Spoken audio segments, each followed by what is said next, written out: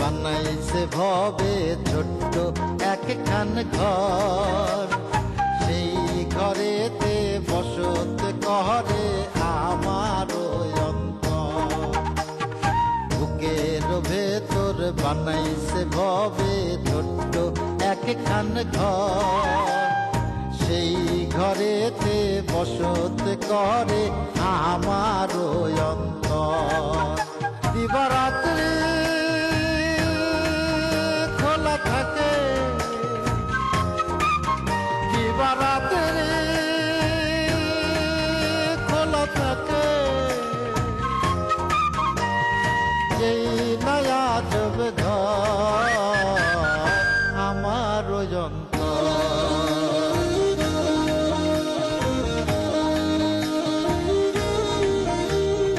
আকাশ ছাইরা সাথে আসমানে আরো সের উপর, বৈশায় আছেন চাবি লইয়া যেই ঘরের কারিগর। যাহা চাই তাহা পাই, মনের হাও শূন্যে ওরাই, আহা লাগে কি সুন্দর আমার অন্তর।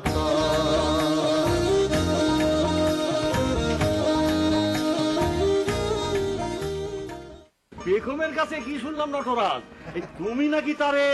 দোলা কাকা, আপনার মেয়ে তো খুব ভালো করবি, ওকে দেখেই আমার মনে হচ্ছে ও আমার পারফেক্ট বলাকা।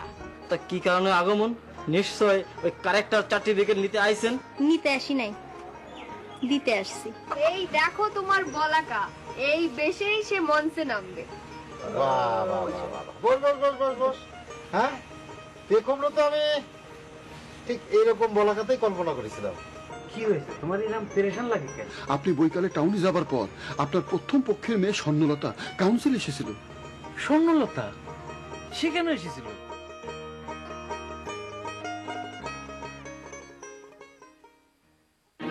এসেছিল আপনার সঙ্গে দেখা করতে, আপনারা না পেয়ে আমার সব বলে দিয়েছে। ইস, টাউনে না গেলি পরে মেয়েটারে দেখতে পারতাম। কিরম হয়েছে আমার মেয়েটা? ফাইন, আপনি চিন্তা করতে পারবেন না খুনকার সাহেব, আপনার মাইয়ে যে বাউটিপুর সুন্দর হয়েছে, একেবারে দেখতে সিনেমার নায়িকার মতো। আর ওই তার সাথে যে এসেছিল একজন, সেও দেখতে মাশাআল্লাহ বাউটিফুল শ্রুতি কন্যা। সাথে আবার কিরা এসেছিল? রোশনাই নামের একটা মেয়ে স্বর্ণলতার সাথে থাকে, তার কাছে গান শেখে। মাশাআল্লাহ, বেকায়দা সুরত। এই চুপ থাক। যাক, যা বলতে এসেছি, স্বর্ণলতারে সামাল দিতে হবে, তা না হলে সর্বনাশ হয়ে যাবে। তার মামারা তারে নিয়ে রাজনীতি শুরু করেছে, হ্যাবা ডাক্তারের পক্ষে যোগ দিয়েছে তারা। কি রাজনীতি? এই সিনুর সাথে তালাক হয়ে যাওয়ার পর তো তারা হেবা ডাক্তারের পক্ষেই থাকে। হ্যাবা ডাক্তারের পক্ষে এবার তারা স্বর্ণলতারে কাজে লাগাবে। স্বর্ণলতা ইলেকশনের ক্যানভাসে জনগণের কাছে আপনার চরিত্র তুলে ধরবে। আমার চরিত্র তুলে ধরবে মানে? আপনার ক্যারেক্টার সার্টিফিকেট। আপনি অন্যায়ভাবে সিনুভাবে তালাক দিয়েছেন, স্বর্ণলতার কোনো খোঁজ খবর নেননি, একবার যে দেখুননি মেয়েটা কেমন আছে। তাছাড়া মেয়ে হিসাবে সে আপনার সম্পত্তির ভাগও দাবি করেছে। এবার ডাক্তার আমার ডিফিট দেওয়ার জন্য তাহলে এই পথ ধরেছে। আর ওই চোরের স্বপ্ন তাহলে আমি এই কারণেই দেখেছি, চারিদিকে ষড়যন্ত্র। আর এই যদি ঘটে তাহলে এবার আপনি জামানত ফেরত পাবেন না। এ ভয় দেখাও কেন? সাহস দাও, কি করতে হবে সেটা বলো। মালা ভাবির চায়ের কথা বলেন। এ হুশ, ভাবির চায়ের সাথে নাস্তাও দিতে বলিস। যাচ্ছি, তবে ওই যে রোশনাই বলে যে বাউটিপুর সুন্দরী মেয়েটা এসেছিল, যাচ্ছি। এই দৃশ্যে ময়ূর আর বলাকা তাদের নিজেদের ঘরে বসে কথা বলতেছে। ময়ূরজান বলাকার নখ কেটে দিচ্ছে, আর কি যেন একটা চিন্তা করতেছে। এমন সময় ওই ব্লেডের মধ্যে খুঁচা লেগে বলাকার আঙুলটা কেটে গিয়েছে। তখন বলাকা বলতেছে, বউ তুই কি আমার নখ কাটতেছিস নাকি অন্য কিছু চিন্তা করতেছিস? এই জায়গাটা, হ্যাঁ এই যে এই জায়গাটা পর দেখি, এই জায়গাটা বন্ধনা ধরো। কি রে ময়ূরভূ, তুই কি আমার নখ কাটছিস না অন্য কিছু ভাবছিস? দেখ তো আঙ্গুল কেটে কি করলি? সামান্যই কেটেছে, কিছু মনে করিস নে, আর হবে না। তুই কি পিয়ারুল দুলা ভাইয়ের সাথে ঝগড়া করে এসেছিস বুবু? না, ঝগড়া করবো কি জন্যে? ময়ূরবু, জন্মের পর থেকে আমি তোর ছায়া হয়ে আছি। মাত্র একটা বছর তুই আমার থেকে দূরে, তাই বলে ভাবিস নে আমি তোর চেহারা পড়া ভুলে গিয়েছি। বল বুবু, আমার এই সত্যি কথাটা বল। আতার্য বিষয়, পিয়ারুলের সাথে আমার ঝগড়া হতে যাবি কেন? তালি কি মিলন ভাইয়ের সাথে আমার বিয়েটা তুই মানতে পারিস নি? না না, আমি খুব খুশি হয়েছি, বিশ্বাস কর, আমি খুব খুশি হয়েছি। যে মানুষটা আমার দুঃখ দিয়েছিল সেই মানুষটা তোর হয়ে ফিরে আসছে, এটা আমার বিজয়, তাই না? বল। আমি একটা জিনিস আতার্য হই, মিলন ভাই তোর সাথে বিশ্বাসঘাতকতা করলো, অথচ তুই একটা বারের জন্যই তিনার নামে একটা মন্দ কথা বললি নে। এখনো তারে নিয়ে ডায়েরিতে কি সব লিখি। ওরে বাসরে বাস, দেখো তোকে এতদিন ধরে দেখতেছি, কিন্তু তোর ভিতরে যে এরকম একটা জুয়েল লোকে আছে, এটা কিন্তু কোনোদিন বুঝতে পারিনি। আরে এখন তো মাত্র কাদামাটি, কাদামাটি দেখে এরকম ভাব দেখাচ্ছিস, আর ওকে যখন গড়ে পিঠে মানুষ করবো তখন তো মূর্ছা যাবি। বন্দনা, তুমি পেকম রে ওই রবি ঠাকুরের সাধারণ মেয়ে কবিতাটা পড়ে শোনাও। আর পেকম শোন, আমার দিকে তাকা, তুই প্রত্যেকদিন ভোরবেলা উঠে গলা ছাইরে রবি ঠাকুরের ওই সাধারণ মেয়ে কবিতাটা পড়বি, বুঝতে পারছিস? একদম হা করে, হা করে, হ্যাঁ? শোনাও তো, শোনাও তো। রবি ঠাকুরের সাধারণ মেয়ে। আপনার বড় ভাগ্য যে আপনার মেয়ে সম্পত্তির কথা জানানোর জন্য কাউন্সিল এসেছিল, তাছাড়া তো কিছুই জানতে পারতাম না, তলে তলে সব ড্যামেজ হয়ে যেত। ড্যামেজ হয়ে যেত? সামনে যে ড্যামেজ হবে সেটা বন্ধ করবা কি করে? সাইসু মুখ দিলে আমার বুদ্ধি খুলে যায়। আপনার মেয়েরে আপনার কাছে এনে রাখতে হবে। কি স্বর্ণরে এই বাড়িতে এনে রাখবো? তাছাড়া তো কোনো পথ খোলা নেই খুনকা সাপ। মামার কাছে থাকলে তার ডাবার গুটির মতো চালা হবে, আর সবকিছু হেবা ডাক্তারের ফেভারে চলে যাবে। কিন্তু স্বর্ণরে এই বাড়িতে এনে রাখা কিরম একটা বেসম্ভব ব্যাপার, সেটা বুঝার চেষ্টা করো। তোমার মালা ভাবি তো তুল কালাম বাদাই দেবে না। তুলকানা মালি কি? তাছাড়া তো স্বর্ণলতার আর একা আনা যাবি না, নে আনলি রুশনারে আনতে হবে, তখন ধরেন চাষি আপনার একেবারে খুলনা গোয়ালন্দ করে ছেড়ে দেবে না।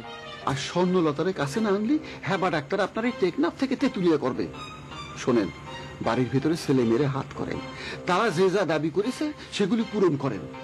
আর মালা ভাবিরে বলেন দরকার হলে এবার আপনি ভোটে কন্টেস্ট করবেন না। কি কুলক্ষণে কথা বলো মুখা, ভোটে কন্টেস্ট করা থেকে বিরত থাকবো কি করে? সেটা হবে না। আর এটা হচ্ছে কৌশল, এক পা আগানো দুই পা পিছানোর কৌশল। আরে এক পা আগে আর দুই পা পিছন দিলে তো পিছন দিক ডাবল হয়ে যাবে না। চুপ থাক, চুপ থাক। শোনেন খুলকা সাহেব, কও। ছেলে মেয়েদের হাত করার চেষ্টা করেন।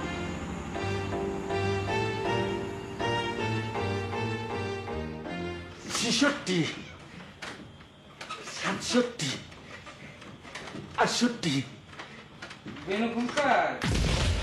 কি করেন আব্বা জান? আসবো? আসেন আব্বা।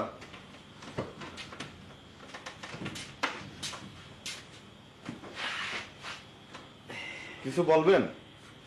না না, কিছু না, ওই আপনি আমার একমাত্র বেটা, এই নানান কাজের চাপে থাকি, ঠিক মতো খোঁজ খবর নিতে পারিনে, আপনার স্বাদ আহ্লাদ পূরণ করতে পারিনে।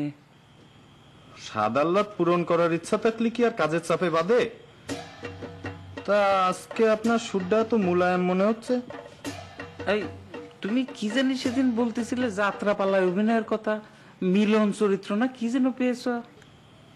থাক আব্বা, শুনে আর কি লাভ? জগতে একজন আব্বারেই দেখেছি যিনি নিজের ছেলের শখে না ছাড়া কোনোদিন হ্যাঁ বলেনি, এবং সেটা হচ্ছে আপনি। আমি জানি আপনি আমার উপর খুব রাগ হয়েছেন। জান, আপনার আমি যাত্রাপালায় অভিনয়ের অনুমতি দিলাম, দোয়া করি মিলন চরিত্রে অভিনয় করে আপনি গোল্ড মেডাল জেতেন। আর ওই যে ধলাশায়ের কাছে খোয়াব গণনা শিখতে চেয়েছিলেন, কাল থেকে যান তার বাড়িতে গিয়ে তার কাছে তালিম নেন। সত্যি আব্বা? আপনি কি পবন খুনকার সাহেব, নাকি তার রূপ ধরে আমারে কোনো হৃদয়বান ব্যক্তি সান্ত্বনা দিতে আসছে? এটাই তো আপনাদের সমস্যা আব্বা। আপনারা মনে করেন আমার হৃদয় বলে কিছু নেই, এটা ঠিক না। আমার হৃদয় বিশাল, এত বড়, সেজন্যই তো দুটো পারমিশন একসাথে দিয়ে দিলাম। ধন্যবাদ আব্বা, আপনার এই নতুন রূপটা দেখতে পেয়ে আমার খুব ভাল লাগলো। তবে একখান কথা ছিল, ওই আপনার আম্মা আমার সাথে একটা বিষয় নিয়ে ঝগড়া বাঁধাতে পারে। আপনি দয়া করে আপনার আম্মার সাপোর্টে কোনো কথা বলবেন না, যা বলবেন আমার সাপোর্টে বলবেন। আপনার সাপোর্ট ছাড়া যুদ্ধে বিজয় আমার পক্ষে সম্ভব না। ও সেই কথা কন, আমিও তো ভাবতেছি আপনার সুর আজকে এত মুলায়ম মুলায়ম ঠেকতেছে কেন? আপনি সাপোর্টার নিতে আইছেন না? দেখেন আব্বাজান, এই দুনিয়াটা হচ্ছে কি গিভ এন্ড টেকের দুনিয়া। এখন আমি আমার প্রস্তাব দিলাম, আপনি মানবেন কি মানবেন না সেটা আপনার ব্যাপার। না ঠিক আছে আব্বা, আমি মাইনে নিলাম, আপনার যত সাপোর্ট লাগে আমি দিয়ে দেবানি। তা আব্বা ঝগড়াটা কি নিয়ে ভাবতে পারে? এই হচ্ছে কি, আপনার বড় আম্মার কথা তো জানেন। সে তো দীর্ঘদিন আগে চলে গিয়েছে। আমার মেয়েটা ছিল তখন 3 বছরের। ইদানিং আমার খুব ইচ্ছা করতেছে মেয়েটারে দেখার, তাই আমি ঠিক করেছি মেয়েটারে আমার কাছে নিয়ে এসে রাখবো। এই বিষয়ে আপনি আমার একটু সাপোর্ট দিবেন। আপনি আনবেন, সে তো আমাকে বোনই হয়, সমস্যা কি? আমি তোমার কথা দিচ্ছি, আজ থেকে আমি তোমার একবারের জন্য কল্পনা করব না, তোমার কল্পনা করে কোনো কবিতাও লিখবো না। কবিতা লেখা তো তালি ছাড়তে হবে আপনার। আমারে কল্পনা না করলে কবিতা লিখতে পারবেন? তাহলে আজ থেকে আর কবিতাও লিখবো না। তরুণ, বিষয়টা বেশি দূর গড়াতে দিলে তোমার মান সম্মান যাবে, আমারও মান সম্মান যাবে। কবিতা লেখা ছাড়তে পারবেন আপনি? ছাড়তে যে আমার হবেই দলুন। না টগর ভাই, আমার জন্য আপনি কবিতা লেখা ছাড়বেন সেটা আমি মানতে পারবো না। কবিতা আপনার লিখে যেতে হবে, তা না হলে আমি অন্যদের কি কইরে বলবো একজন কবি আমারে কল্পনা কইরে কবিতা লেখে? কি করিস মা? দোলন আসবো করে বাড়িতে আনবো না। জি আব্বা। হ্যাঁ, ভেবেছিলাম পরীক্ষা শেষ করে আসলি পরে দাওয়াত করে আনবো, কিন্তু সেদিন তুই বলতেছিলি না যে দাওয়াত করে আনার দরকার নাই, তাই ভাবলাম তুই যখন চাস না। সত্যি আব্বা? হ্যাঁ, তোর মন যেদিন বলবে সেই দিন আমারে বলিস, সেই দিনই তারে দাওয়াত করব। আমি যাই।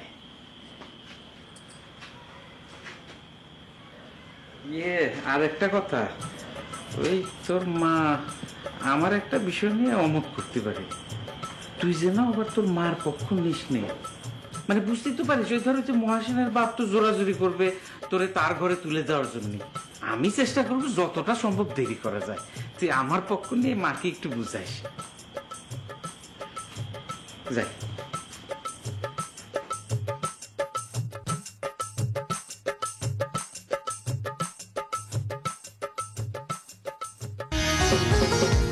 আপনারা দেখছেন ধারাবাহিক নাটক দিবা রাত্রি খোলা থাকে। দেখেছেন দলা কাকা, দোকান যে রাত 10টা পর্যন্ত খোলা থাকবে সেই সিদ্ধান্ত কিন্তু সবাই মানে নিল, তাই না? অথচ বাস্তবে কি হচ্ছে দেখেন, ছোট ভাই সেই 7টার সময় দোকানে আসার কথা, কিন্তু তিনি এখনো আসতেছে না। এটা কি তার উচিত হচ্ছে? তোমার ছোট ভাই হচ্ছে কবি, কবিতা লিখতে বসে হয়তো সবকিছু ভুলে গিয়েছে। কবিকের ব্যাপার স্যাপারই তো আলাদা হয়। সে বিকেল বেলা ঘরের থেকে বেরোয়ার সময় দেখলাম সে জানি কণ্ঠে মুখ ভার করে ঘরে ফিরতিছে। আমি তখনই বুঝেছি যে সে আজকে আর দোকানে আসতেছে না, কিন্তু আমার তো এখনই দোকান বন্ধ করা লাগে, বন্ধ করা লাগে, বন্ধ করা লাগে। বসো বাবাজি, বেগম গিয়েছে নটরাজের বাড়িতে নয়াপালা রিহার্সেল করতে, একটু পরেই সে গোলাপের সাথে ফিরবে। সে ফিরলেই তুমি তখন কথাও কলেন একটা কাকা, গুলাব ভাই রিহার্সেল শেষ করে এসে দোকানে বসবে নে, তালি হয়েছে। তার চেয়ে আমি দোকানটা বন্ধ করে দিই, এখন বাড়ি ফিরতে না পারলি আমি তো আর বাড়ি ফিরতে পারবো না। কেন, সমস্যা কি? ওই সমস্যা হচ্ছে কাকা, আমি তো আবার আধার আটকা না, বুঝছেন? ওই রাত 8টা বাজে গেলে ঘুমে আমার চোখ বন্ধ হয়ে আসে, তখন আমি কিছুই দেখতে পাইনি। তার চেয়ে রিস্ক না নিয়ে আমি দোকানটা বন্ধ করে দিই।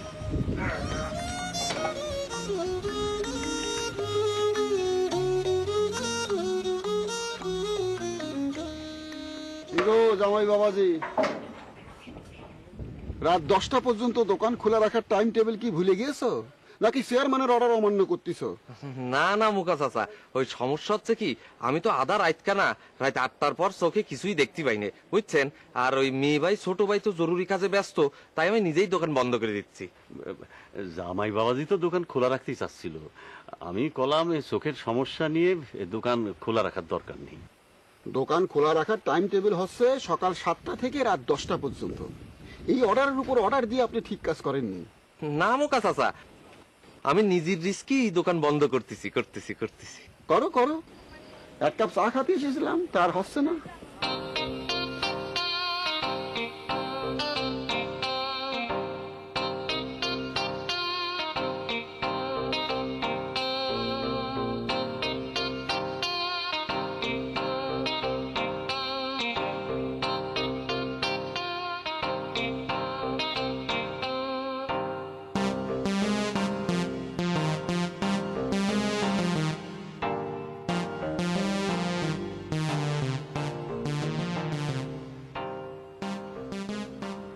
সে কখন থেকে আয়না নিয়ে বসে রয়েছো, আয়নার মধ্যে তোমার চেহারা কি আটকে গেছে হোস ভাই? নিজের একটু দেখতেছি রে তারা, খুনকার সাহেবের মার্সোম্যান হয়ে নিজের জন্য কিছু করা হয় না, তাই আর কি। আজকে এরকম একটা ঘটনা ঘটলো তারা, তুই যদি শুনিস। আমারও একটা ঘটনা ঘটে গেছে হোস ভাই। আমার জ্ঞানী গরু হঠাৎ সে এমন মাথা নাড়াইতে শুরু করলো, হ্যাঁ, তখনই আমি বুঝতে পারলাম আমার সাথে যার প্রেম ভালোবাসা হবি সে আশেপাশে চলে এসেছে। ভেড়ার মতো কথা বলবি না তো তারা, আগে আমারটা শোন। আজ এরকম একটা ঘটনা ঘটে গেল, আমি কাউন্সিল অফিসে খুনকার সাহেবের রুমতে বাইর হচ্ছি, হঠাৎ করে বাউটি বই সুন্দরী এক মেয়ের সঙ্গে ইরাম করে ধাক্কা খেলাম না। ধাক্কা খেলে তোমারে চর দিল না? চর দেবে কি? আমারে দেখে সুরত দেখো না তো চোখ ফেরতে পারে না। আমি এক নয়নে তার দিকে তাকানো, সেও আমার দিকে তাকানো, কারো চোখ নড়ছে না। তালিবারে তো একেবারে সিনেমার সিন হয়ে গেছে হুস ভাই। তারপর কি হলো? তারপর যা হয়, ওই নাম পরিচয় জানাজানি হলো। তার নাম আমি জিজ্ঞেস করলাম, আমার নাম সে জিজ্ঞেস করলো। ওই সুরতি কোনা সুরত তুলতে দেখতে রে তারা, তার দুটো চোখ তারা হয়ে যেত। সুন্দর সুরত দেখলেই চোখ টেরা হবি কেন হুস ভাই, বরং টেরা চোখ সোজা হয়ে যাবি। খুনকার সাহেবের আগের পক্ষের মেয়ে স্বর্ণলতার অ্যাসিস্ট্যান্ট, সে তার কাছে গান শেখে। ধর ইরামও হতে পারে আজকালের মধ্যে সেই শ্রুতি কন্যা পামানান এই বাড়িতে থাকার জন্য চলে আসতে পারে। ও তালি পরে আমার জ্ঞানী গরু এই ইশারাই দিয়েছে হুস ভাই, শ্রুতি কন্যা তোমার জন্য না আমার জন্য এই বাড়িতে আসবি। এতক্ষণে আমি আমার জ্ঞানী গরুর ইশারার মাঝে যাটা বুঝতে পারলাম। কি করবো?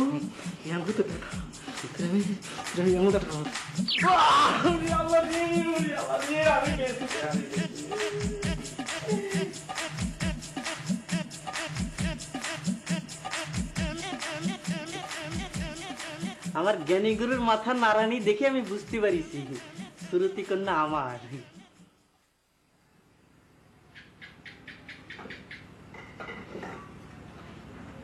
কি ব্যাপার মালা বানু, তুমি দেখতেছি শরীরের যত্ন নেওয়া ছেড়েই দিলে, চুলে তেল পানি দাও না, সাজা গুজাও করো না। কি ঘটনা? এরকম রোমান্টিক সুরে কথা বলতেছেন? আমি তোমার স্বামী, তোমার খোঁজ খবর করতে পারি না। স্বামী যদি স্ত্রীর খোঁজ খবর না নেয় তাহলে পরে স্ত্রীর মন আপনিই মরে যায়। খুবই জ্ঞানের কথা বলতেছেন। আমার যে ইচ্ছা করে না তা না, আমারও ইচ্ছা করে তোমার নিয়ে ভ্রমণে বার হই। এই বছরে 2 বছরে একবার হানিমুনে যাই। কিন্তু চেয়ারম্যান এমন খারাপ এক জিনিস, স্বামী স্ত্রীর সম্পর্ক নষ্ট করে।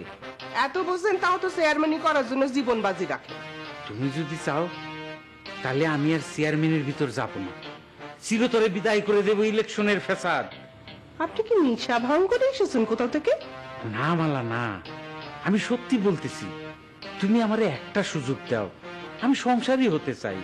তুমি তো জানো আমার ওই প্রথম স্ত্রী সিনু, যারে আমি তালাক দিয়েছিলাম, কিছুদিন আগে সে ইন্তেকাল করেছে।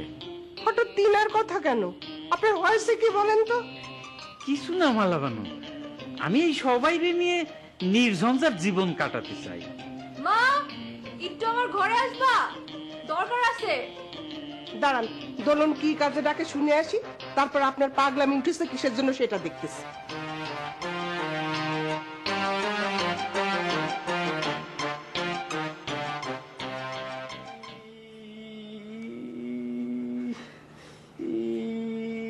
এই বেয়াদব, মাথা কিছু বেঁধে রেখেছিস নাকি? ডাইন আঙ্গুলের বিষ মনে নেই বুঝলে তোর বাম হাত দিয়ে মারলাম, এখন সেটাও গেল। দেখ আঙ্গুল ফুলে কিরকম কলা গাছ হয়ে গেছে। গাট্টা মারা বাদ দাও, শেষমেশ সব আঙ্গুলি হারাবা। সেটা তো হবি না, হ্যাঁ? খুনকার সাহেব নির্দেশ দিলি তো তো গাটা মারাই লাগবি। হ্যাঁ দেখি মাথায় কিছু বেঁধে রেখেছিস কিনা, দেখি একটু পরীক্ষা করে দেখি। দেখি খোল খোল গামছা খোল খোল দেখি। কই এখন তো নরম ঠেকছে। হ্যাঁ এই গাটটা মাথায় গেলে এরকম লোহার মতো শক্ত হয়ে গিয়ে তোর মাথা, বল দেখিনি। ওসব চিন্তা বাদ দাও, সুরতি কন্যার নামটা কয়ে ফেলাবো। এই বেয়াদব, সেটা আমার জিনিস, আমার কাছে থাক, তোর তো জানার দরকার নেই। কৃষ্ণওয়াইলা রাধার কুঞ্জে ফুলে বাইলা ভ্রমরা, কৃষ্ণওয়াইলা রাধার কুঞ্জে ফুলে বাইলা ভ্রমরা, ময়ূর বেশেতে সাজল রাধিকা।